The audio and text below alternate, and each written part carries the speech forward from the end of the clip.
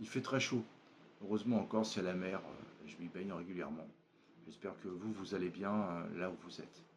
Donc le changement climatique est une réalité. C'est quelque chose qui paraît totalement inéluctable.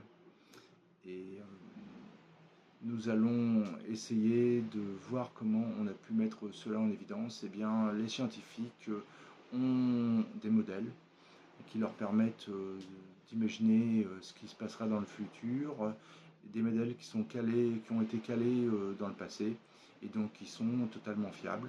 Et en fait, un paramètre qui est tout à fait corrélé à un changement climatique, c'est le taux de dioxyde de carbone dans l'air, gaz à effet de serre. Et on peut remarquer que quand la température globale augmente, eh bien, il y a augmentation du taux de dioxyde de carbone. Alors maintenant, c'est l'histoire de l'œuf qui a fait la poule ou la poule qui a fait l'œuf. On pense, et c'est politiquement correct de le penser, scientifiquement correct aussi, de penser que le dioxyde de carbone anthropique, donc provenant de l'homme entre autres, de ses activités industrielles, eh bien que, ou de transport, eh bien que ces productions de dioxyde de carbone sont tellement importantes qu'ils font varier l'effet de serre et donc augmenter la température globale. Alors maintenant, est-ce qu'on peut y faire quelque chose? Ce que les politiques, les politiques et les économistes proposent, c'est de switcher notre mode de fonctionnement et notamment d'utiliser de plus en plus l'électricité aux dépens des énergies fossiles, ce qui permettrait de restreindre la production de dioxyde de carbone. Je suis désolé de vous dire, mais je ne suis pas sûr que ça marche. Je suis vraiment pas sûr. Je pense que c'est plutôt une action politique qu'une action scientifique. Ce n'est vraiment pas sûr que ça marche.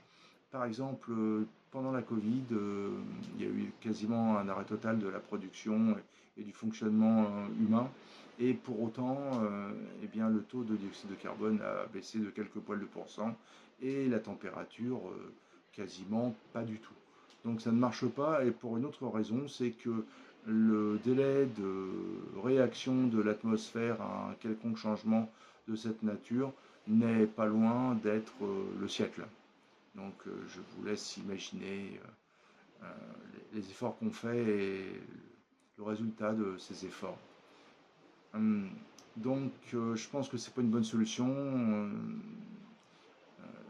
L'argent qui est utilisé à ce switch économique serait beaucoup mieux utilisé si on voulait rendre meilleur le fonctionnement global des humains, serait donc largement mieux utilisé en, par exemple, permettant les migrations des populations qui vivent dans des milieux hostiles, comme par exemple les gens du Mali ou les gens du Niger.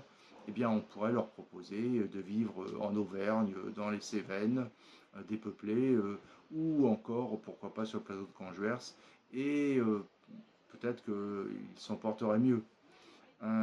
Bon, je fais bien sûr cette affirmation en sachant que c'est quasiment une boutade, mais il faut réfléchir à ce genre d'action plutôt que d'essayer de switcher économiquement pour enrichir une fois encore les industriels.